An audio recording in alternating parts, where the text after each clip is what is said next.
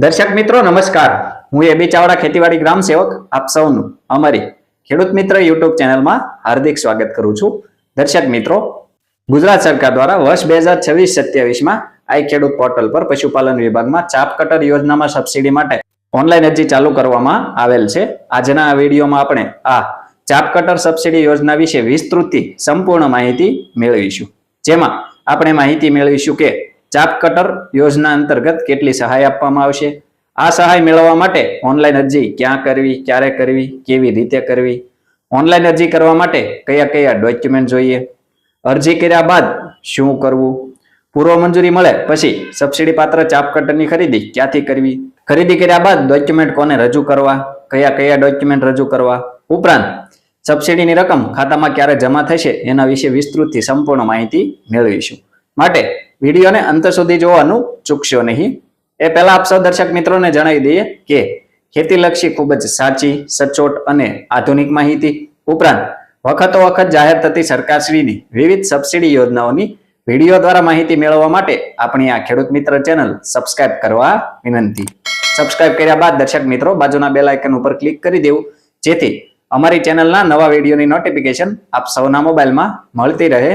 સાથે સાથે દર્શક મિત્રો, વિડીયો ગમે તો લાઈક કરજો અને વધુમાં વધુ ખેડૂતો પશુપાલકોને આ વિડીયો શેર કરવાનો એટલે કે મોકલવાનું ભૂલશો નહીં. દર્શક મિત્રો, હવે આપણે ચાપ કટર સબસિડી યોજના વિશે વિસ્તૃતથી સંપૂર્ણ માહિતી મેળવીએ. તો સૌપ્રથમ આપણે માહિતી મેળવીએ ચાપ કટર યોજના અંતર્ગત કેટલી સહાય આપવામાં આવશે. તો chaff cutter operated by electric motor oil engine અથવા ટ્રેક્ટર કે પાવર ટીલર એના દ્વારા ચાલતા ચાપ કટરમાં 5 હોર્સ પાવર સુધીના ચાપ કટરની ખરીદી પર ખરીદ કિંમતના 75% અથવા ₹18,000 બેમાંથી જે ઓછું હોય એટલી રકમ સહાય તરીકે મળવા પાત્ર છે. અને દર્શક મિત્રો, 5 હોર્સ પાવર થી ઉપરના જે ચાપ કટર છે એની ખરીદી પર ખરીદ કિંમતના 75% અથવા ₹42,000 બેમાંથી જે ઓછું હોય એટલી રકમ સહાય તરીકે મળવા પાત્ર. હવે દર્શક મિત્રો, આ ચાપ કટરમાં સબસિડી માટે ઓનલાઈન અરજી ક્યાં કરવી, ક્યારે કરવી, કેવી રીતે કરવી એના વિશે આપણે માહિતી મેળવીએ. તો આપ સૌએ ગુજરાત સરકારના આઈ ખેડૂત પોર્ટલ 2.0 ઉપર પશુપાલન વિભાગની યોજનાઓમાં અલગ અલગ 3 જાતિ, જેમાં અનુસૂચિત જાતિ, અનુસૂચિત જનજાતિ અને સામાન્ય જાતિના ખેડૂતો પશુપાલકો, એવા 3 ઘટકોમાં તમારી જે જાતિ લાગુ પડતી હોય એમાં જે તે જાતિમાં ચાપ કટરના ઘટકમાં સહાય માટે ઓનલાઈન અરજી કરવાની રહેશે. આ ઓનલાઈન અરજી દર્શક મિત્રો તારીખ 1 મે 2026 થી 31 મે 2026 સુધી ઓનલાઈન અરજી લેવાનું ચાલુ છે. લાભ લેવા માંગતા ખેડૂતો પશુપાલકોએ આ સમયગાળા દરમિયાન ઓનલાઈન અરજી કરી દેવી. આગળ દર્શક મિત્રો, આ ઓનલાઈન અરજી ક્યાં આગળ કરાવી, કેવી રીતે કરવી એના વિશે આપણે માહિતી મેળવીએ. તો આપ સૌ તમારા ગામની જે ગ્રામ પંચાયત હોય ત્યાં આગળ જે કમ્પ્યુટર ઓપરેટર હોય એમના મારફત ઓનલાઈન અરજી કરાવી શકો છો. ઉપરાંત દર્શક મિત્રો, CSC એટલે કે કોમન સર્વિસ સેન્ટર જે આગળ હોય ત્યાં આગળ પણ આપ સૌ ઓનલાઈન અરજી કરાવી શકો છો.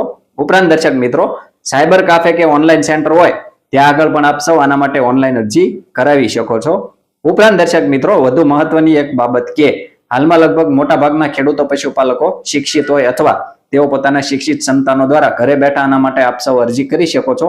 ક્યાંય જવાની જરૂર નથી, ધક્કા ખાવાની જરૂર નથી અને ખર્ચો કરવાની જરૂર નથી.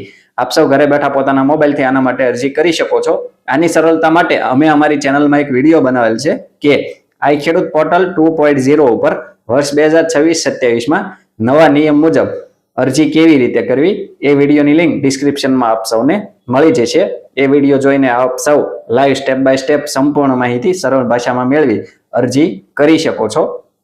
આ ઓનલાઈન અરજી કરવા માટે દર્શક મિત્રો કયા કયા ડોક્યુમેન્ટ જોઈએ એના વિશે આપણે વાત કરીએ. તો જે તે ખેડૂત જો જમીન ધરાવતા હોય તો 7/12 અને 8 જમીન ના હોય તો જે તે પશુપાલકોનો 5 કે તેથી વધુ દૂધાળા પશુઓ ધરાવતા હોય એવો દૂધ સહકારી મંડળીનો દાખલો અથવા તલાટી કમ મંત્રીનો દાખલો આપ સૌએ રજૂ કરવાનો રહેશે.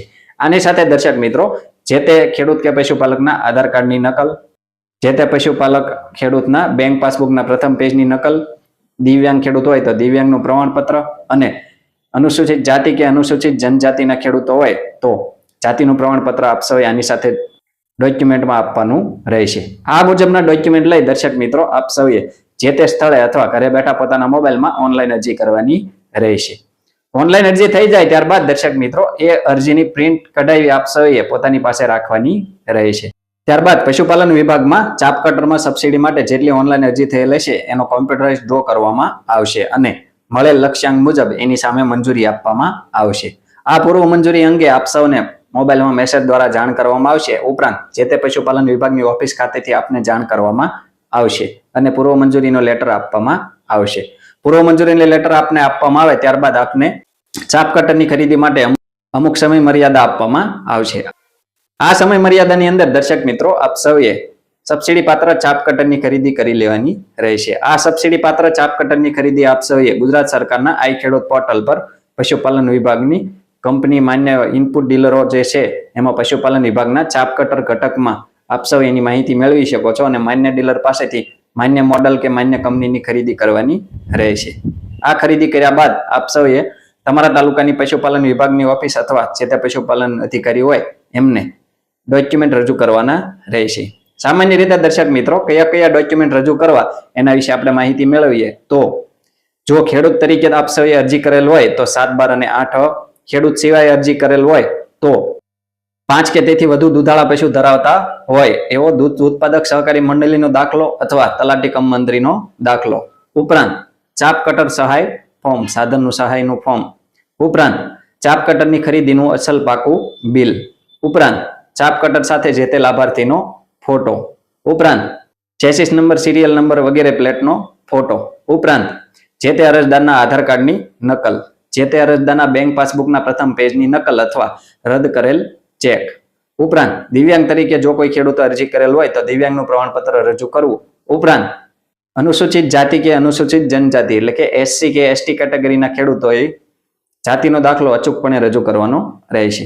સામાન્ય રીતે દર્શક મિત્રો આ મુજબના ડોક્યુમેન્ટ આપ સૌએ રજૂ કરવા ઉપરાંત જે કોઈ ડોક્યુમેન્ટ એમના દ્વારા કહેવામાં આવે એ મુજબના ડોક્યુમેન્ટ આપ સૌએ સમય મર્યાદાની અંદર અચૂકપણે રજૂ કરવાના રહેશે. આ મુજબના ડોક્યુમેન્ટ દર્શક મિત્રો આપ સૌ રજૂ કરો એની સાથે ઓનલાઈન અપલોડ પણ કરવાના રહેશે. આ ખેડૂત પોર્ટલ પર આપ સૌ તમારા પ્રોફાઇલમાં જઈને જે તે ડોક્યુમેન્ટ અપલોડ કરી શકો છો અથવા જે તે જગ્યાએ આપ સૌએ જ્યાં ફોર્મ ભરાયું ગ્રામ પંચાયત અથવા ઓનલાઈન સેન્ટર ખાતે ત્યાં આગળ પણ આપ સૌ ડોક્યુમેન્ટ અપલોડ કરાવી શકો છો. ઉપરાંત આપ સૌ ઘરે બેઠા પોતાના મોબાઈલથી પણ આ ડોક્યુમેન્ટ અપલોડ કરી શકો છો. આની સરળતા માટે પણ અમે અમારી ચેનલમાં એક વિડીયો બનાવેલ છે કે સાધનની ખરીદી કર્યા બાદ ડોક્યુમેન્ટ અપલોડ કેવી રીતે કરવા. એ વિડીયો જોઈને આપ સૌ ઘરે બેઠા પોતાના ડોક્યુમેન્ટ બિલકુલ મફતમાં સરળતાથી અપલોડ કરી શકો છો. ક્યાંય જવાની જરૂર નથી, ધક્કો ખાવાની જરૂર નથી. એ વિડીયોની લિંક ડિસ્ક્રિપ્શનમાં આપ સૌને મળી જશે. ડોક્યુમેન્ટ આપ સૌ ઓનલાઈન અપલોડ કરો અને આ સાધનિક કાગળો આપ સૌ તમારા જે તે તાલુકાની પશુપાલન વિભાગની ઓફિસ ખાતે રજૂ કરો. ત્યારબાદ તમારા આ ચાપ કટર સાધનનું વેરિફિકેશન જે તે અધિકારીશ્રી દ્વારા કરવામાં આવશે. વેરિફિકેશન સફળતાપૂર્વક થઈ જાય ત્યારબાદ આપને જે સબસિડીની રકમ મળવાપાત્ર હશે એ તમારા બેંક એકાઉન્ટમાં સીધી જમા કરી દેવામાં આવશે. દર્શક મિત્રો આવા જ ખૂબ જ ઉપયોગી વિડીયો પોતાના મોબાઈલમાં મેળવવા માટે આપ સૌ આપણી આ ખેડૂત મિત્ર ચેનલ સાથે બન્યા રહેશો.